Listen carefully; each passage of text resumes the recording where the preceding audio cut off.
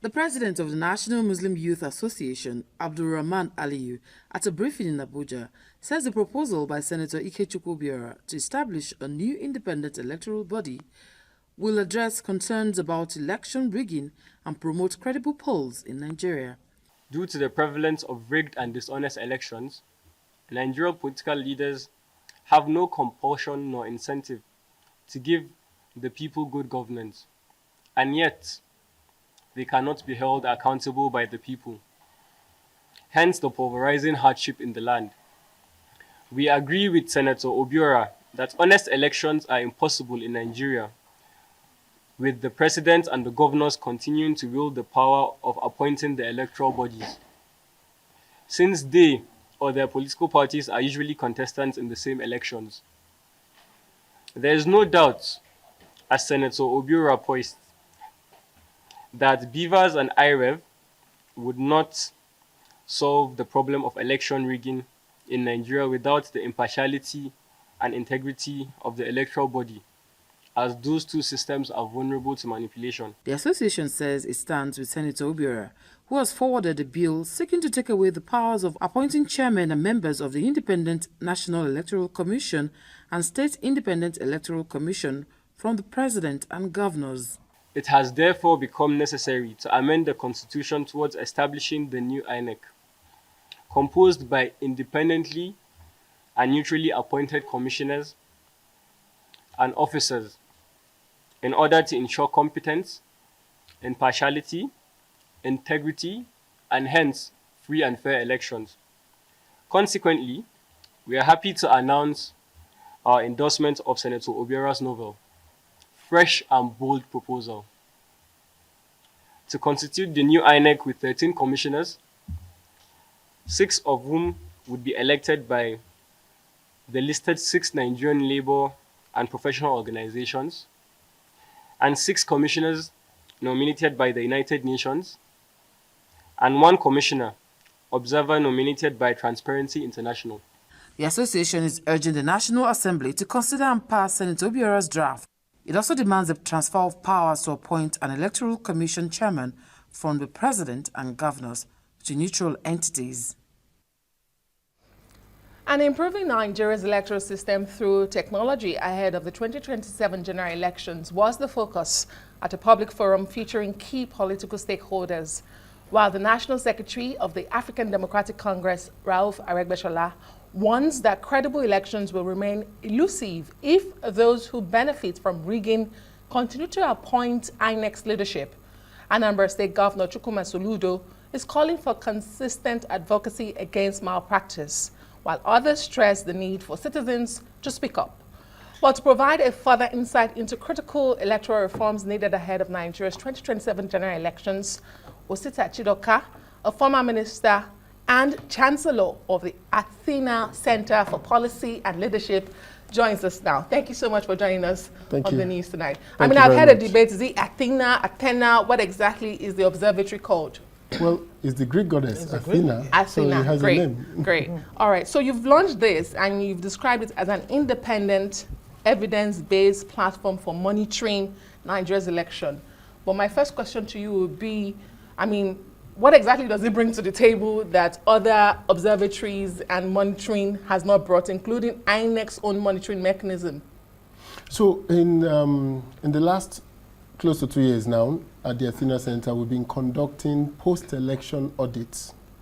Now, post-election audits rely on publicly available information. The information that is provided by INEC on the IREV, we download it in real time. Then we write INEC and collect the form EC8B and then the BVAs reports. We make a freedom of information request, even though it's no more necessary because this INEC is always available to provide that information. Partly is also part of the law. INEC is mandated to release information concerning electoral matters. So we make that information request. Then we put it into our proprietary system. We analyze the form EC8A. What are the total number of votes cast? What the ballots used? The number of accredited as recorded on the EC8A. Then we match it with the number of accredited as recorded in EC8B, the ward collation level. we match it with the total vote cast, then we compare it to the BVAS report. So when we did that, interesting, things come out. So this is not done, we're not election monitoring. We don't go on election day. We don't go and see how the parties are doing. We check what has happened. And we don't do stratified samples. We check all. So if there are 5,000 polling units in one state, we check all that is available on INEC. So it is from there we saw that in 99 to 100% of the cases, 95 to 100%, INEC uploads the information from the polling units, within one day of the election. So we saw that. We also saw that in almost 80% of the case, 75 to 80%, what was in EC8A is what is in EC8B, is what the BVAs said was number accredited. Now, let me take you to the issue of number accredited. There is no mathematics in the world that will make the number of votes cast to be more than the number of accredited voters. It could be less, yes, because you can cancel some. You can cancel some polling units, you can cancel some wards, depending on what has happened. But never more. But never more. Yes. So overvoting is when the total number of votes in a polling unit is more than the BVAs accredited. Right. So we have those rules, and our system flags all those areas. Then we come out with a report. So in one of our early reports, in Imo, Bayelsa, and Kogi, we showed with evidence that in 18% of the case, and 15% in Imo, and about, I think, 14% in Bayelsa, the number of votes in EC8B was higher than the votes in EC8A. The number of votes in EC8A in some of these polling units were higher than the accredited voters. And in particular, in the case of Imo and Kogi, they both yielded over 300,000 votes additional. Oh. And what is more interesting, they came from 3 local governments. Each of them came from three local governments, which interestingly are the local governments of the contestants. So now that we saw that, and we even said, in the case of Imo, if you deduct those votes, Governor Hope Uzodinma still wins the election. Okay. Yes, it still defeats them. In the case of Kogi, there is a problem. The SDP becomes the leading candidate, but is not the winner of the election because he didn't make 25% in 2/3 of the local government. So there may be need for a runoff. In case of Bayelsa, the governor still wins the election if you deduct these votes because they were basically the votes of his opponents.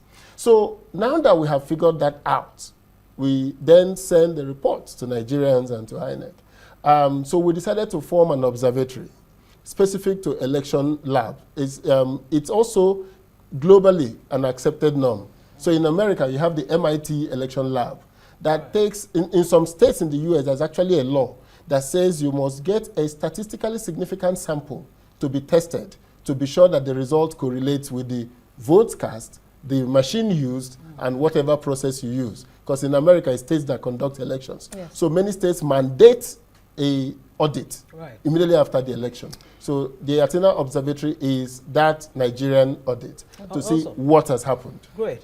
I mean, you've answered partially my question because I was going to ask you, I mean, you've done a 10-year review of INEC's electoral technology or deployment of technology.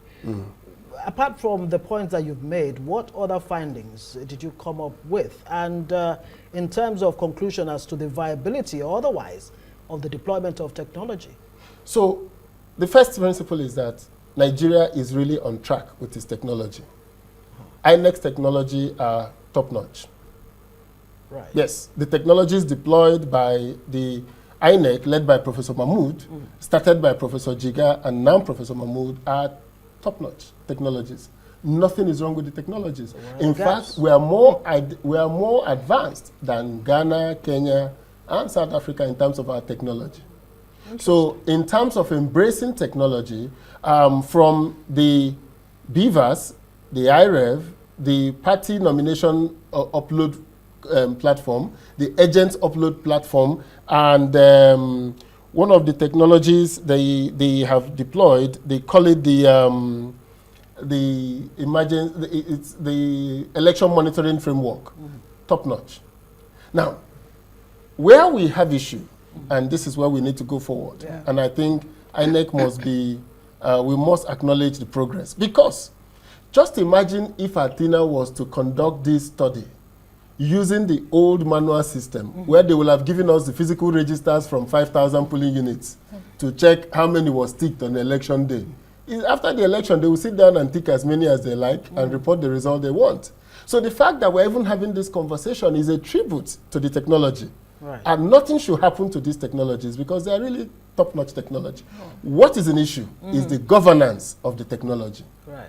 In the event where a polling unit officer has recorded more votes than was cast as the votes from his polling unit, and he takes it to the ward collation officer. The ward collation officer, by INEC's rule, is mandated to bring the physical BVAs, check the number of votes accreditation. If it is more than the, if it is more, it is less than the votes on the EC8B, the INEC rule says cancel.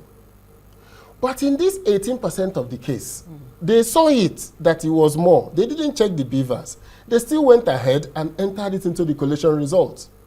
Now, what is the mechanism in INEC to say these results are not consistent with the BVAS accreditation? Because the BVAS report, we got it from INEC. Okay. So INEC knows that there were only 200,000 accredited in case A, but the total votes is 500. How do you announce that result? So now, INEC's attitude is go to court. You know, we've done our part, we can review ourselves. But we are saying no, the governance of technology means that we need to improve to close the gaps every time we identify one.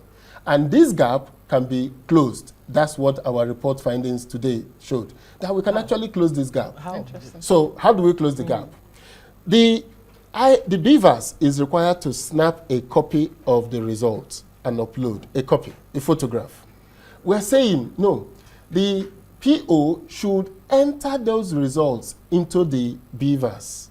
There should be a column for result entry, which already the BVAS has that functionality. Right. So they should enter the result because the BVAS itself has the number of accredited he has. So if he has accredited 200 and you impute 210, it will reject it. Yeah. It will not allow it to go.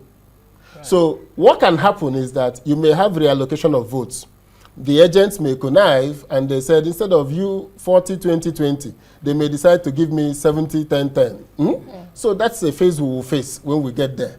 But the most important is that the issue of overvoting is immediately taken care of because the BVAS will not transmit more results than he has accredited. Okay. And secondly, the BVAS accreditation numbers, which INEC was publishing in Edo, Imo, and Bayelsa, they didn't publish it in Edo. In Edo and Ondo, they should bring it back online. So people are already seeing the number accredited. Now, the only group that hasn't developed in Nigeria since INEC went technology-wise is the political parties. Right. The political parties are the only ones that haven't made progress. They have neither invested in technology, they have not invested in training their manpower, they have not invested in what I call parallel tabulation. Okay, so I hear you. Why you do acknowledge the gains made, including in technology-wise, and how we are better off than some others on the continent. I hear you say we need to fix the human and institutional weaknesses the back end. Right there. Yes. But let's move on to something that was said today at the launch by former Minister Aregbesola, who is also now a member of the ADC, National Secretary, to be precise. He talked about appointment leadership in the electoral body itself. This seems to be a growing call from different quarters as we head to 2027. He says, for instance, political parties should nominate commissioners to make the process more transparent. Is that something you see as an observatory, even though you deal with data, as something that will strengthen the institution, build trust, and help you improve in those data we're talking about? Or are we just going to politicize it more? So what Governor Aregbesola raised today is a fundamental question about the presidential system of government. Should the president appoint people to positions? Because what is more important than INEC than the Inspector General of Police, the Director General of SSS, the Chief of Army Staff? Why is INEC more important than any of them? Yeah. So it's a philosophical question. Some have said and with convincing arguments, that in this case, he is part of the competition. But there is a basic presumption in the presidential system of government that the president is basically a law-governed and rule-guided person. That actors in the electoral, in the state are people who are going to act in the best interest of the country. So it's a philosophical question. As a nation, are we now saying we do not trust the individuals we elect as presidents to take the right decision, and that the institutions, the people we elect, public office? So when you appoint me as co-marshal, are you saying that we cannot be trusted that I will take the decisions? And if I do not take the decisions, I should face the music. Now, so that's on the philosophical side. But on the other side, I agree with him that it is important for the political parties to have what I call non-voting rights as INEC commissioners. And when I say non-voting rights, the non-voting right is that the appointed members and the party members all sit together to take decision. But the members of the commission will be the people that will vote. But the parties are present because the decision is about them. Right. Why we will not allow, why I don't think the parties should vote is because they can stalemate a process if they are losing.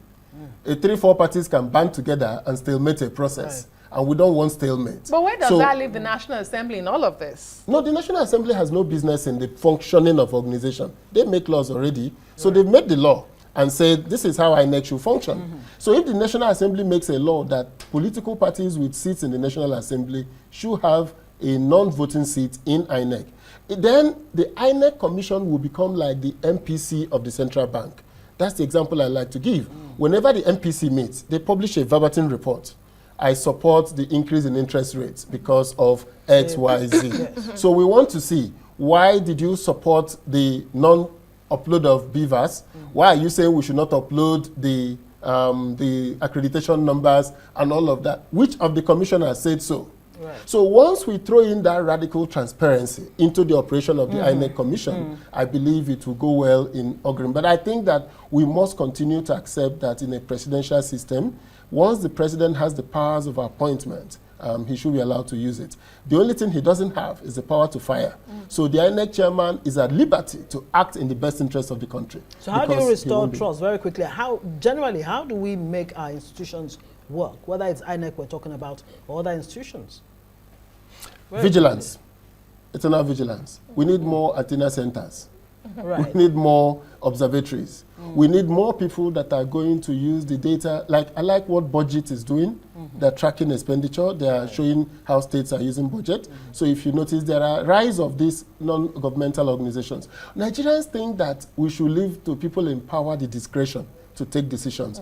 Anybody that knows that is not subject to review, if you are a student and you know there will be no exams, I'm not sure you're going to read any book. So I think the most important thing is... Very well put. Thank you so much for joining us on Newsnight. Eternal vigilance. Right. Osita Chidoka, of course, he's the Chancellor of the Athena Center for Policy and Leadership.